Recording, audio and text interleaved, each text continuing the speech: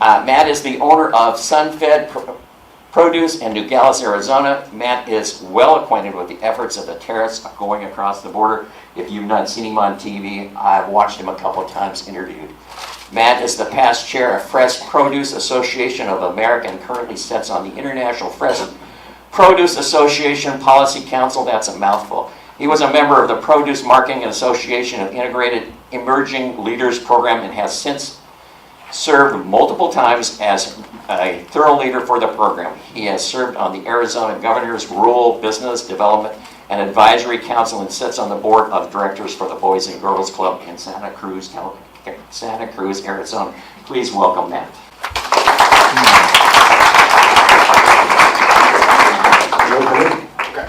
Okay. Thank you, George, for the introduction. As he stated, I am Matt Mandel, Executive Vice President of Sunfed. So our agenda for today, I'm just going to go give you a little bit of background as far as what the fresh produce industry is, who I am, who my company is, leading up to the rest of the talk.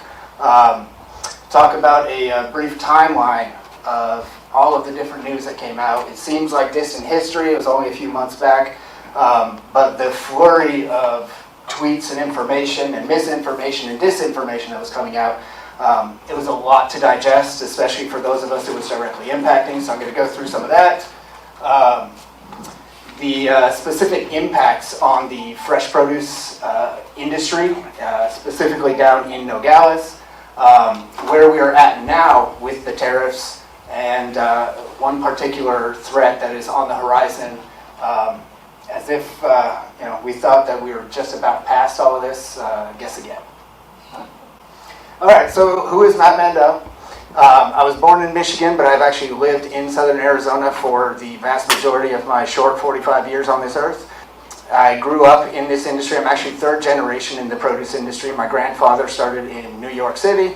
My dad moved out here in 1982, brought the family, and I've basically been here since with a couple stints up in Flagstaff and San Diego, but Southern Arizona has pretty much been my home forever and ever.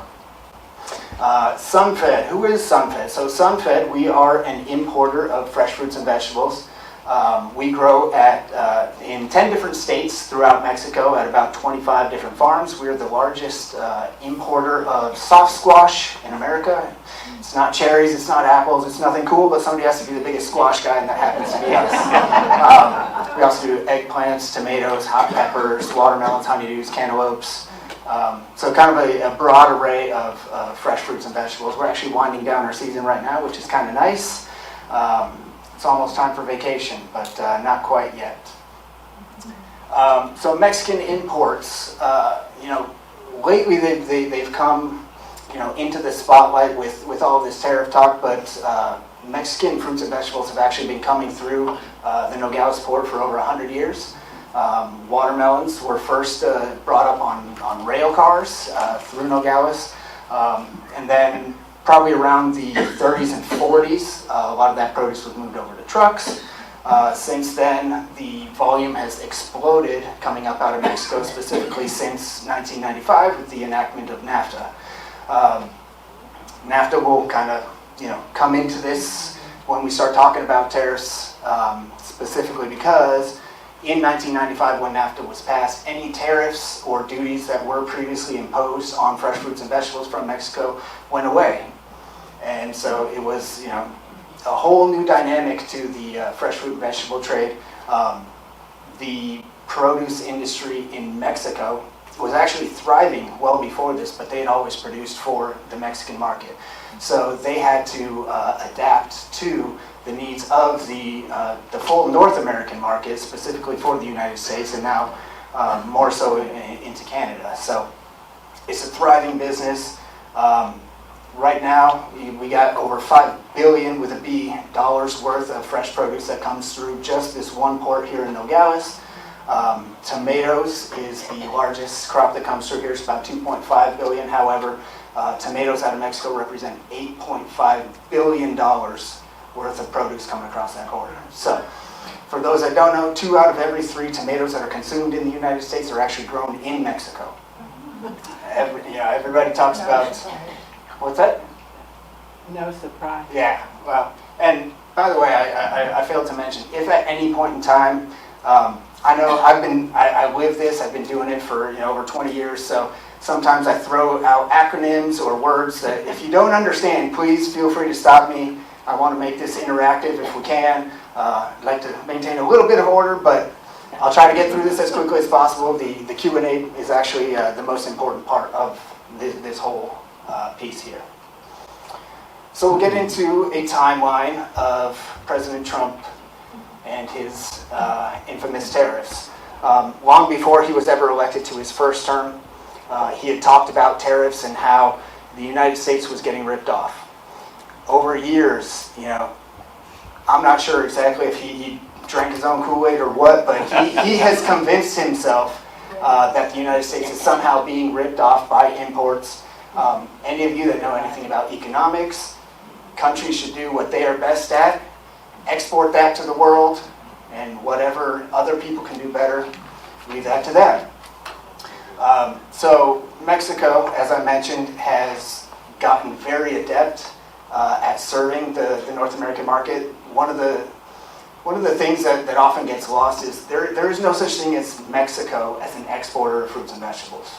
There are companies, U.S. companies, that are importing fruits and vegetables from Mexico.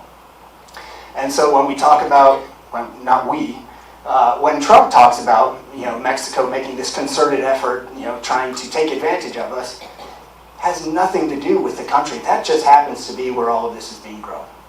So, we will set the stage with that. Obviously, we all survived the Trump 1.0, and now we're struggling through 2.0. So let's get into this timeline here. All right. So January 14th was the first time he actually mentioned specifically tariffs as a policy goal of his. He announced the External Revenue Service, because we all love the Internal Revenue Service so much, let's create an External Revenue Service. And he I'm going to use the word tweet because I don't know what Truth Social posts are or what they're called, and so I'm just going to refer to everything as tweets because regardless of the means of communication, they're all dribble anyway. So this was his intent to levy a 25% tariff on Mexico and Canada specifically. Oh, sorry. Gotta maintain the microphone closer to my mouth. This is the first time he mentioned Mexico and Canada specifically. He had not called out any of the other countries yet. Foreshadowing. So January 20th, he actually put out an executive order, his America First Trade Policy memo, talking about, we need to support American farmers, American factories, and I don't think there's a single person in this room that would disagree with that. It's not about the message, it's about his means to an end that I think we all can disagree with here, right? So then on February 1st, he actually put out an executive order imposing the 25% tariff on Mexico and Canada. With an executive order, it is just that. It's basically saying, hey, this is something we're going to do. There's no policy behind it. There's no action behind it. And so it's up to the policy makers to implement this. So we're all sitting here going, okay, 25% tariff. What does that actually mean? When are they going to impose it? There's nothing. So the entire industry went, and we all puckered up and said, all right, let's see where this train's going. So on February 3rd, he announced a 1-month pause on those same tariffs because we'll throw out the TACO acronym. I'm sure you all know what that means.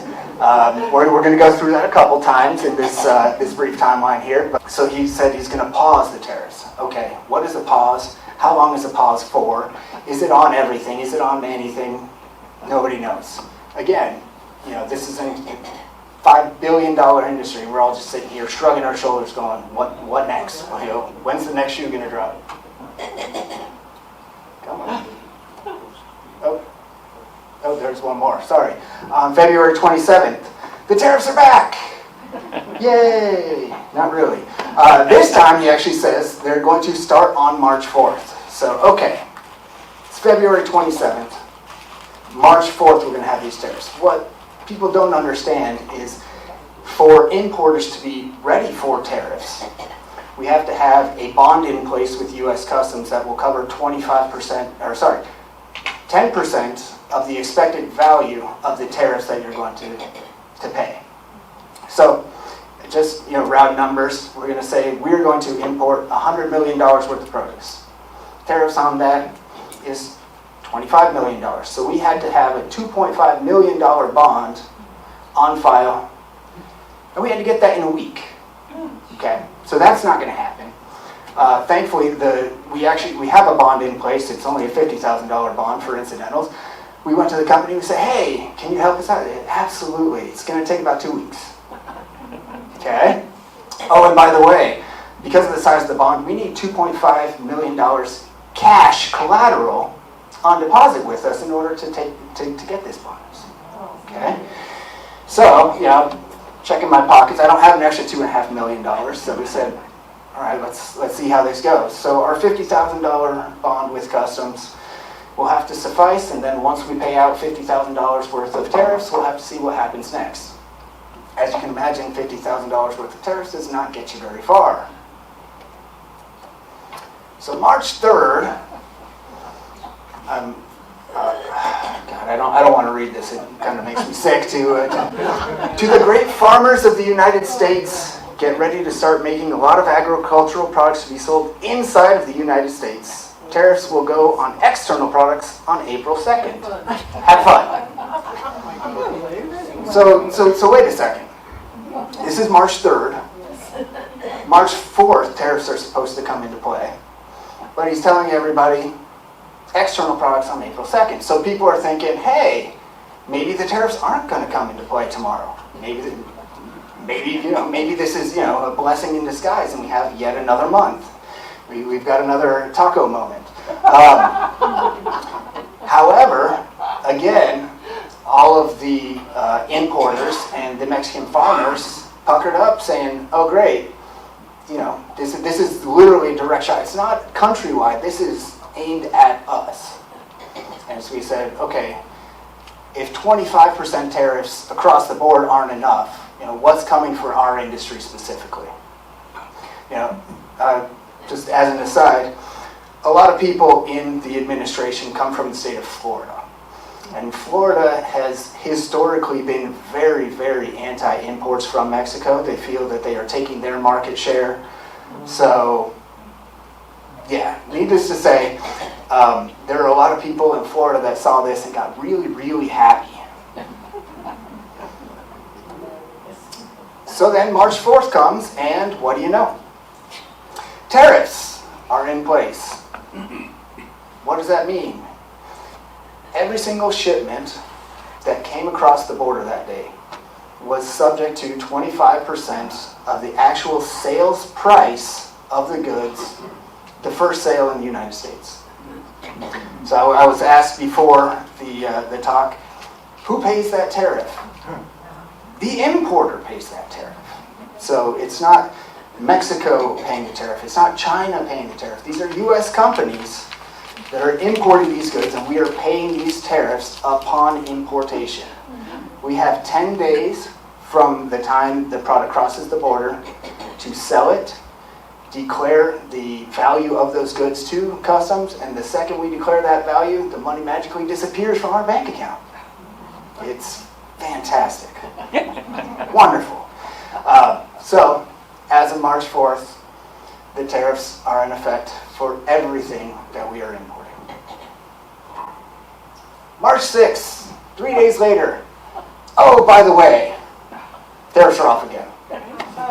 However, we've already paid tariffs on 3 days worth of imports. 3 days worth of imports for my company alone was almost $400,000. That is cash that magically disappeared from our bank account. We are not getting that money back. I'll talk a little bit about that later, but that is money that is gone.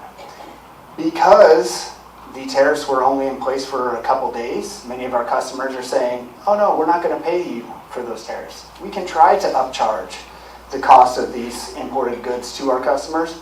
But they're like, the tariffs are going to go away. You know, we've seen this waffling so many times that it's not a big deal. We don't have to pay the tariffs. However, we had already paid the tariffs. So much of that money was money that we did not recoup. It is money that, again, just magically disappeared into the ether. So, one nice note, I suppose, when he delayed the tariffs, he said as long as goods are USMCA compliant, USMCA is the US-Mexico-Canada agreement, it's basically NAFTA 2.0, he basically kept the entire agreement, but put his own name on it so that he could say, look what I did. You know, he's very good at, creating chaos and then fixing it and then patting himself on the back for it, right? Yeah. So, as long as our goods are USMCA compliant, then we do not have to pay tariffs. Thankfully, everything that we grow and ship is USMCA compliant. So, cool, that's great. However, a lot of the damage had already been done at this point in time. However, just to extrapolate, so 3 days worth of tariffs, $400,000. Now take that to a year's worth of tariffs. Okay, and this is one company in one industry. Think of all the goods that are coming across the border from Mexico that are not USMCA compliant. There's about 50% of the goods that are being shipped from Mexico are not USMCA compliant for a variety of reasons. It could be they are being shipped, the original country of origin is outside of the North America area. A lot of Chinese products have come into Mexico for refurbishing, remanufacturing, upgrading before their final importation to the United States. So all of that is still subject to these 25% imports to this day. April 2nd, everybody remembers the fancy little dog and pony show on the lawn of the White House. The big, beautiful cards that nobody could read, and they started blowing away in the wind. So, blanket 10% tariffs for everybody. Fantastic. Except not everybody pays 10%. Some countries are going to pay a heck of a lot more than 10%. Some islands that are only inhabited by penguins are going to be tariffed. It's ridiculous, but this is the world we live in. So when Liberation Day came, if you remember, hopefully you don't, I've tried to forget, he announced 10% across the board. He made no mention of Mexico or Canada at the time. So we're like, wait a second, so tariffs are back on. Later in the day, somebody finally came out and actually slipped that Mexican and Canadian imports, as long as they're USMCA compliant, will continue to be tariff-free. Dodge another bullet for now. April 9th. Just kidding. All of those blanket tariffs are going to be paused for 90 days because we're going to work out the best trade deals. Blah, blah, blah, blah, blah. However, when this was announced, the 25% tariff that is on Mexico still applies to all of the goods that are not USMCA compliant. So you can kind of see where Mexico is really in the sights of the administration right now for XYZ reasons. I'll go out and I'll come out and say it's racism, whether it's veiled or blatant. I think it's pretty obvious at this point with the actions inside our country as well as the actions directed at Mexico at this point that that's really the only explanation for it. All right, so May 28th, the Court of International Trade says these tariffs are illegal. Nice try. Throw them out the window. However, of course, the administration appealed that ruling, and there was an injunction put on the stay of the tariffs, and so tariffs are still in place. And all of this is working its way through the courts at the moment. To what end? I don't know. 25% Mexican tariffs still being collected to this day. So you can imagine, what kind of chaos this is sowing in our industry. Thankfully, again, because we are USMCA compliant, we've dodged that bullet for now. The USMCA is up for renegotiation in the middle of next year. I don't know if you know, it was 2 days ago, Trump said he canceled all trade talks with Canada. So, it's going to be a rocky ride. When USMCA was originally negotiated, that was not a fun experience for us because, again, Florida at the time was still considered a swing state, so they had quite a bit of sway with the administration. And so the domestic farming industry took it upon themselves to put all their cards on the table and say, something's got to stick, right? Thankfully, cooler heads prevailed, and in the hopes of actually getting a trade deal done, we were mostly spared in that agreement. What is USMCA? Sorry, USMCA is the United States-Mexico-Canada Agreement. Replace NAFTA. Yes. So I have two questions about the $400,000. Do you have any kind of recourse to the federal government to try to recover that? Number one. Number two, why not, you are an importer, so you have to sell through your distributors, yes? Why not charge them X amount of dollars to recover that $400,000? So the questions were, I'll start, so the first one was, is there any recourse to get those $400,000 back? No. So, no. In short, no. You can't sue for it? The way the tariff as it was written, it's the IEEPA, it's the International Emergency Economic Powers Act. That specific tariff, there is no way to claw back those funds. Once they are gone, they are gone. Can you write it off on taxes? Hold on just a second. There were two questions. There was a question as to whether, since the ITC had declared them illegal, whether or not that would be grounds for trying to get them back. And we have a bunch of lawyers looking at that. I'm married to a lawyer, but I really don't like lawyers and I don't want to pay for lawyers. However, if I can get that $400,000 back, I think that's good investment. And then the second question was... Let's try to hold our questions till the end, so if you would please, so we can get the mic around and hear you. Thank you. Just go ahead. What was the second question? Pass the $400,000 off to your distributors. Okay, and can we pass the cost of those on? So the theory is, so we work in an open marketplace, right? There are several different companies doing the exact same thing that we do. On any given day, I may be trying to sell squash for $14, my neighbor's going to be selling for $12, my neighbor's going to be selling for $10. So we can try to pass that on. However, if there are certain distributors that are not trying to pass that on, or if there are distributors that are trying to sell, or importers that are trying to sell at a lower cost than I can, I have no way of ensuring that those customers will pay that additional cost. Okay. But I've only got a couple more slides here. I promise I'll be brief. So what were the impacts? I know we've talked a little bit about some of these. The out-of-pocket costs, obviously $400,000. We had quite a few lawyers that were involved to make sure that we were complying with the law. We are not customs specialists. We're squash specialists, so we had to make sure that we're complying. I talked about the bonding requirements, the cost of compliance. One piece of the cost of compliance that kind of goes unnoticed is we actually have to calculate, what the actual sales price is of these goods. If there are any American components that were used in the packing of those goods, say boxes, if we bought boxes here in the States and imported them into Mexico temporarily, we could actually deduct that. Fantastic. So we're paying just a little less than 25%.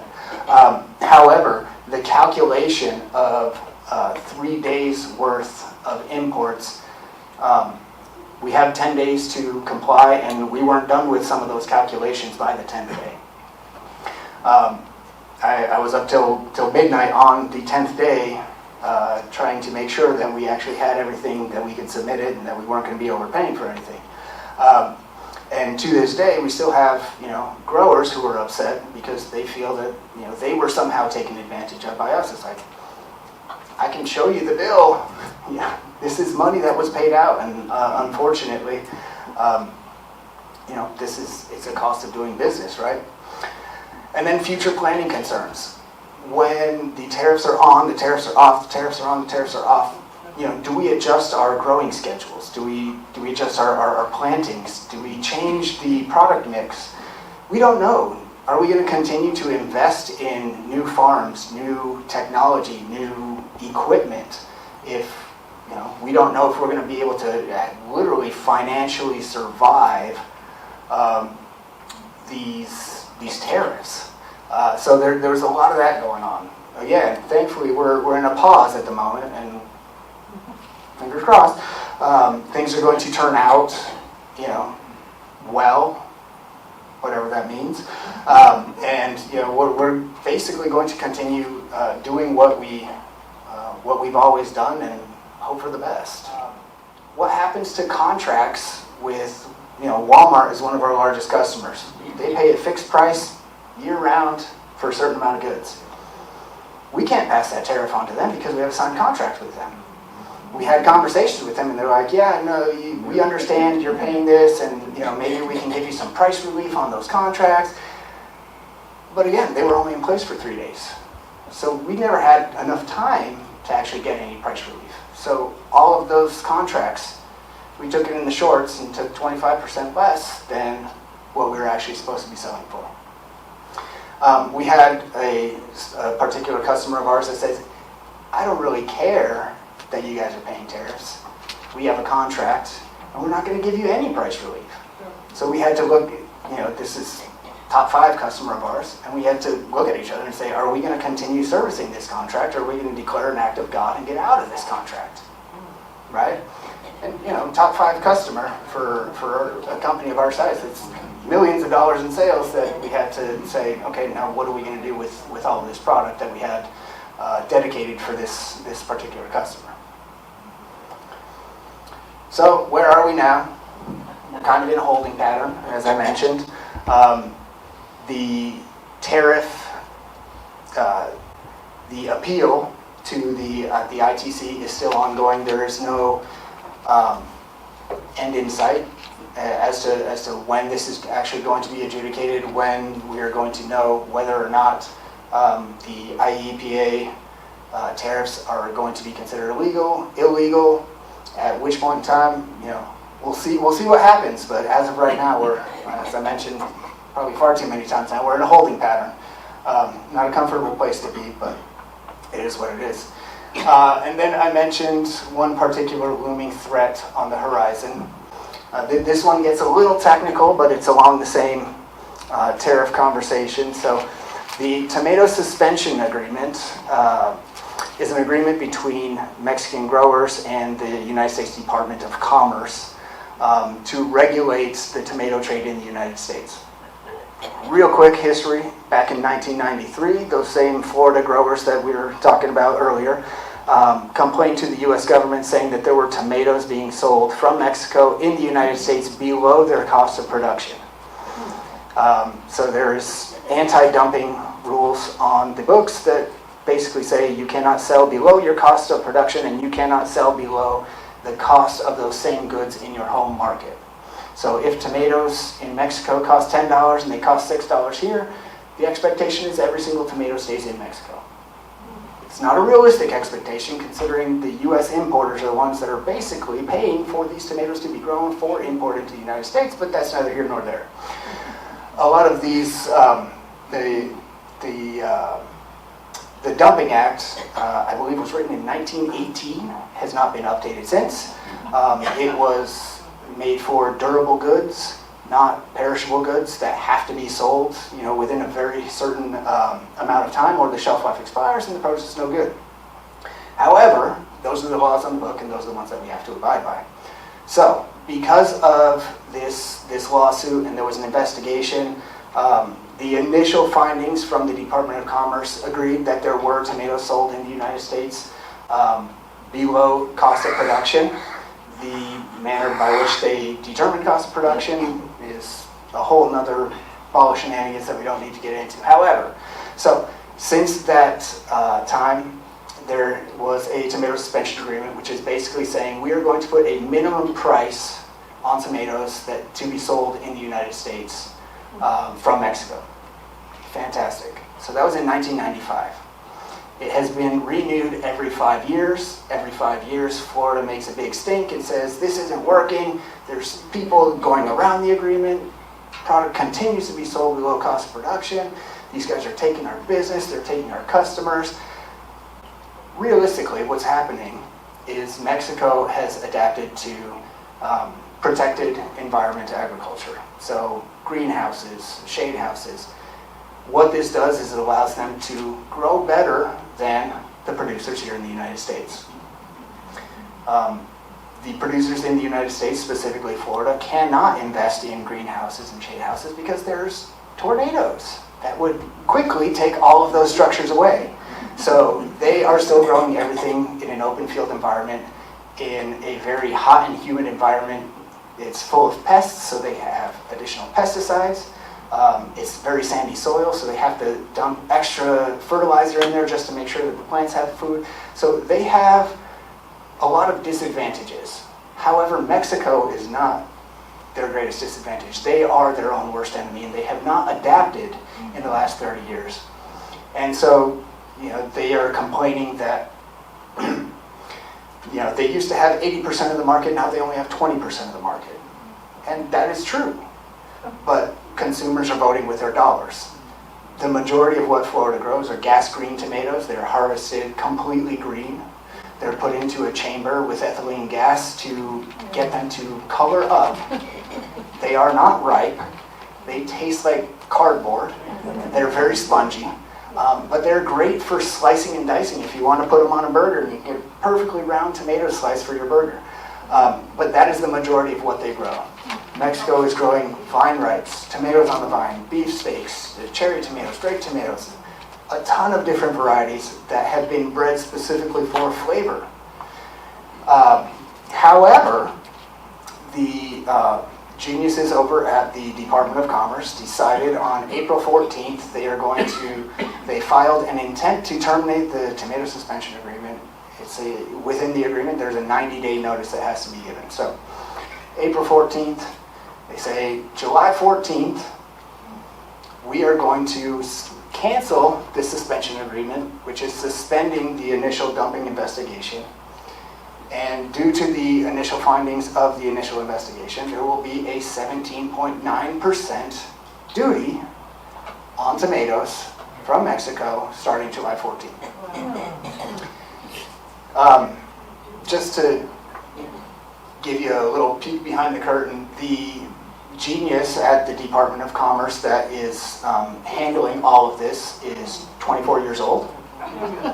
He has not graduated law school yet. He is attending law school and the second in charge at the Department of Commerce at the moment. So he was given a list of directives from his superiors, basically saying, I want less tomatoes from Mexico. I want them to pay the tariffs. And I want to make sure that Florida or the United States is growing more tomatoes. None of which really is within the purview of the Department of Commerce. And, he also mentioned that he wants prices in the United States to go down. So, I'll let you guys do the mental math on that. I can't figure it out. Hopefully one of you is smarter than I, but so none of that makes sense. So what is going to happen if, as of July 14th, 2 out of every 3 tomatoes consumed in the United States is subject to a 17.9% duty? Everybody knows, right?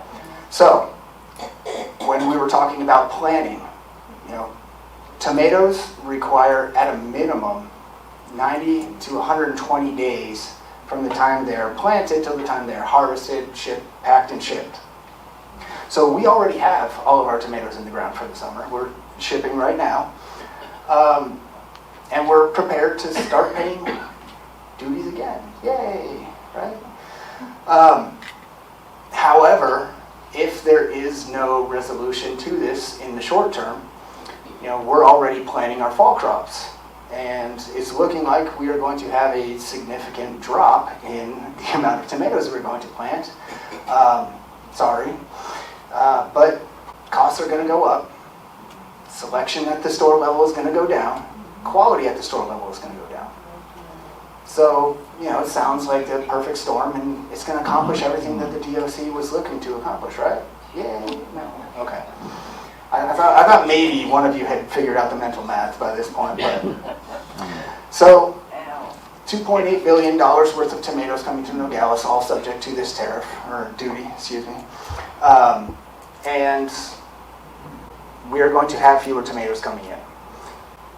With $2.8 billion worth of industry under attack, we know that $2.8 billion is not going to continue to be $2.8 billion.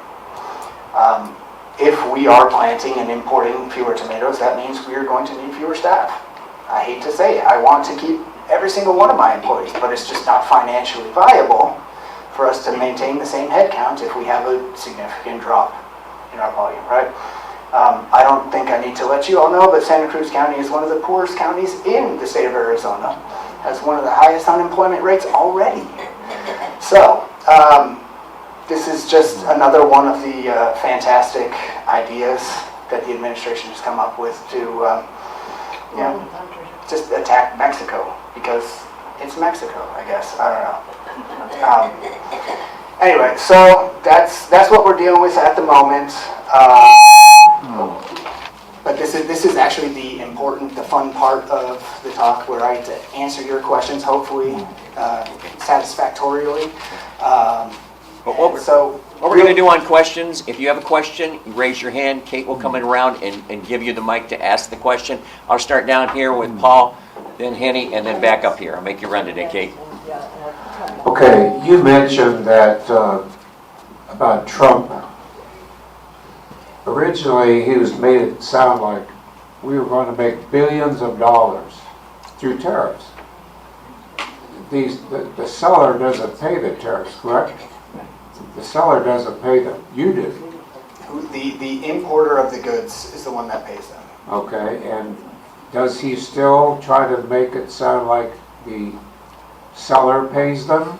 Oh, that's one of the greatest and easiest lies he's ever told. Okay. Because it always is going to justify his belief that we are making America great again by charging these other countries these tariffs. However, we're basically robbing Peter to pay Paul. It's coming out of my pocket and going to the government. Okay, so who benefits from tariffs? Anybody at all? It's a loaded question. I mean, if you're a fan of, lining the coffers in D.C., then yeah, I mean, they get more money. To do what with? I don't know. But that's really the only justifiable or justification, if you will, of imposing these tariffs, is that the government gets more money. Period. I was curious, where is the money that you have already paid in tariffs? The $400,000. Who's got it? It's in the general coffers at NDC. There is no specific fund that it goes to that is going to be redistributed or used in any specific manner. It's just in DC. You were talking about making plans for planting. Does that mean that you actually own the farms in Mexico? So we do not own the land. However, most of the growers that we've been working with, we've had long-term relationships with. We sit down and plan what crops are going to be grown when, how much, during what time periods. So we consider ourselves vertically integrated up to the very surface of the land. So we don't actually own any dirt in Mexico. But we are partnered with, as I mentioned, 25 to 30 different growers down there who grow on our behalf. Everything is packed to our standards in our label for sale here in the U.S. and Canada. The prices, the monies that you talked about, 5 billion, 2.8 billion, is that a year? A month? No, that is the annual cost of the goods in Nogales, not the retail value, just the cost of what is actually coming through the port here in Nogales. At Thank that you. time or through a period of time? That's the That product at that time? at that time, yeah, across a year's worth of Oh, yeah. imports at the cost when it enters the United States. Yeah, assuming this stay continues and the lawsuit concludes that these tariffs are illegal, can you seek compensation for your losses? So theoretically, we could sue the government. Most people that sue the government do not succeed. Unfortunately, they have better lawyers than I do.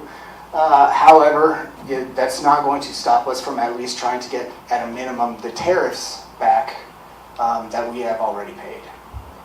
So we actually have a stable of tariffs through the Fresh Produce Association, the Texas International Produce Association, and the International Fresh Produce Association.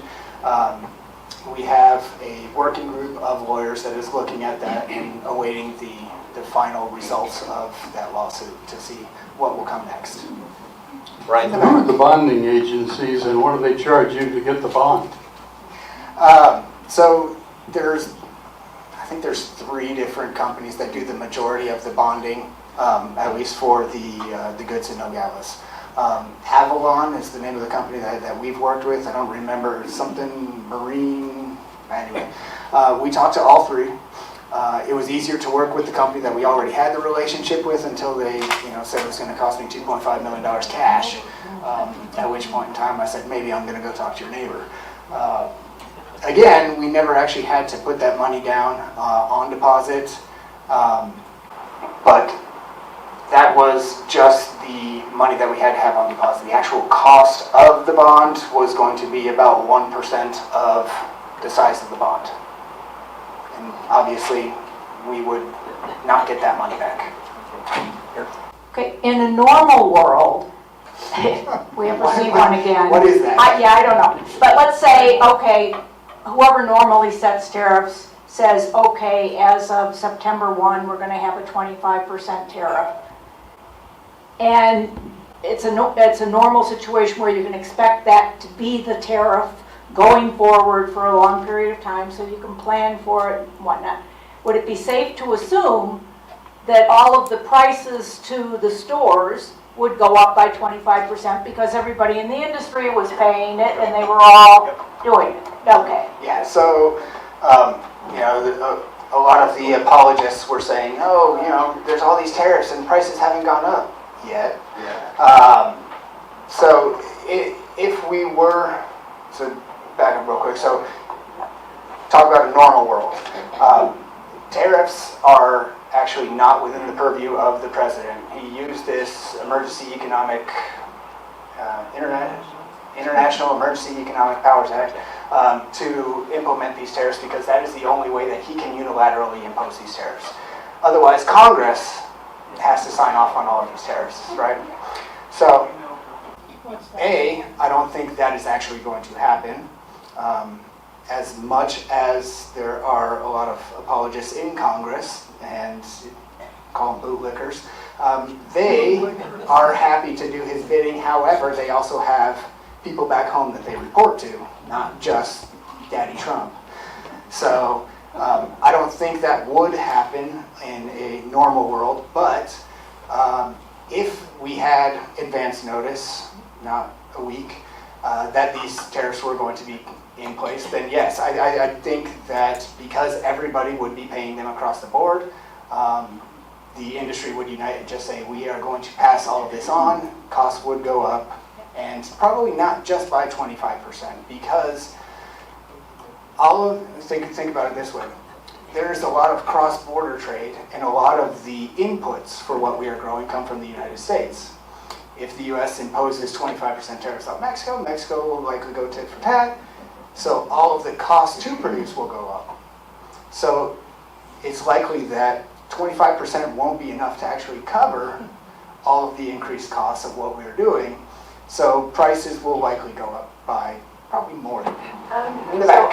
First of all, I want to thank you for the timeline that you set out there, because it really showed how crazy that whole tariff thing was, and it made you see how, for businesses, how on earth would you make a decision and planning for the future when that changed on a daily basis. So thank you for that. It's obvious what your political feelings are about this, as with all of us in here. But I'm wondering, like, what do you hear with other people that work with you? Because there doesn't seem to be the outrage out there among businesses that I'm hearing. So I wonder what you hear. So, it's a good question. There have been a lot of people doing backflips trying to justify a lot of what is going on. Our industry is typically heavily Republican. There are a lot of people that were very much in favor of the president, and then all of this came out, and then they got real quiet. Because all of a sudden, you know, it's fun when it's happening to your neighbor, but not so much when it's happening to you. So I think that, you know, there have been a lot of people talking out. However, we're kind of in a new media echo chamber where voices on the left are not being heard nearly as loud as voices on the right. The voices on the right are screaming a lot, which kind of drowns out, you know, a lot of the opposing voices. So there are people that are trying to speak out. However, you know, there was a delegation in Washington last week, and they said, for the first time in I don't know how many years, the vibe is just completely different. People will happily meet with you. They'll sit down, they'll look you in the eye, they'll smile, and they'll listen. But they don't hear a word you're saying. Everybody has their talking points, and everybody is sticking to them. Regardless, logic, none of that matters. Don't let facts get in the way of a good story. And so that's unfortunately that's kind of what we're dealing with. My question is very much related to that one, is whether or not there are any lobbying groups, or whether there's any kind of action that you in your industry is finding is making an impact in DC. So, yes, in short, we have people in DC literally every week. I've gone twice so far this year. The Fresh Produce Association of the Americas that represents importers in Nogales specifically. They've gone 2 or 3 different times. The problem here goes back to what I said at the beginning, is that the conversation is being distorted because it's the United States versus Mexico. People are forgetting that there are United States businesses, United States employees that are being negatively affected by this. And when you take that off the table, it's very easy to not have to talk about the realities of what's going on. So when we go back to DC, we have to constantly remind them of the collateral damage to United States employees, to U.S. citizens, to try to reframe the conversation from U.S. versus Mexico to U.S. versus U.S. citizens, because that's really what's happening at the moment. I was just wondering if any tomatoes from Florida are entering Arizona? I highly doubt it. They do travel well because they're not right. So they can. You could probably break this window if you threw one at it hard enough. However, the majority of it goes to food service, and most of it stays east of the Mississippi. So, again, with 2/3 of the tomatoes eaten here coming from Mexico, you can imagine the vast majority of the western United States is well covered. You talk about produce and as a big import product from Mexico. Where does it fit in the top 10 most biggest industries that are importing from Mexico? What else can we expect to increase by 25%? So I believe it is in the top 10. However, by value, it ranks pretty low, just because you have stuff like medical products, pharmaceuticals, aerospace. there's a lot of, big dollar industries that are doing a lot of cross-border trade. So produce really does, fall pretty far down on the totem pole. But, as long as these tariffs stay in place, and the longer they stay in place, we can only expect to see prices go up on a large variety of goods. You got one question follow-up here, then I'll go here. Okay. In view of the incredible uncertainty on tariffs, wouldn't it be prudent if all of the produce importers renegotiated, or next time they negotiated their contracts with Walmart and other people, said, subject to cost increases, and, have a mechanism to include that? Because that's horrible that Walmart would say to you, well, screw you. Well, yes, it is Walmart. However, a lot of these contracts are boilerplate contracts that go out to everybody. They're negotiated by these retailers' lawyers. They've read them over, and But if everybody in the industry, the association said to everybody, we don't sign a contract unless this gets put into it, because otherwise we go out of business. Yeah. Walmart's too big. I was going to say, they have all the leverage in these situations, unfortunately. I don't know. Good luck with everybody. Go ahead. With all this talk about Closer. import from Mexico, my question is, could Florida farmers and the United States farmers supply us with enough of these produces? No. Yeah, That's my so question. the simple answer is no. And I'll give you one great example. Can anybody tell me what the #1 consumed fruit in the United States is? Bananas. How many bananas are grown in the United States? Zero. So I always throw that out there because people just love to say, oh no, we'll grow everything here. The fact of the matter is there just is not enough farmland. There's not enough labor to do everything here in the United States. Florida specifically, again, they talk about going from 80% market share to 20% market share. What happened in Florida is the best tomato, the actual ground that tomatoes grow best in is near the coast. So a lot of that farmland got replaced with condos. And so a lot of that farmland just does not exist anymore. And so farms are moving further and further inwards in the state, and that ground is less suitable to fruit and vegetable production. It's limestone. What's that? It's limestone. Yeah, it's horrible. Yeah, room time for 3 more questions. We've got one over here. Yep, there. With all this been going on since January, what has been the total result of all the tariffs? I mean, is America getting any more money for this, or is it just a wash? So the United States government is getting more money. Okay. There have been less imports overall than there were before, so you can expect the GDP to go down. So it really depends on what measure you're looking at. Do I think that America is better off for having these tariffs? Absolutely not. Do I think the federal government is happy to have all these extra funds to play with? Sure. We don't need to talk about what they're doing with those funds. I don't know if it helps your cause at all, but I think it was last week where there was an article in the New York Times about how bad food in America is. And one of the things they mentioned specifically was how horrible Florida tomatoes are compared to Mexican tomatoes. My question for you is, how do you and other companies even begin to do any planning? Thank you. So first things first, we get on our knees and pray. Just try, honestly, we have to go into it thinking that, wholeheartedly knowing that we are one of the larger companies down in Nogales, and so we would be able to weather the storm a lot better than some of the other companies. We work with larger growers that are better suited to handle these additional pressures and costs. But that doesn't make me feel any better about any of it.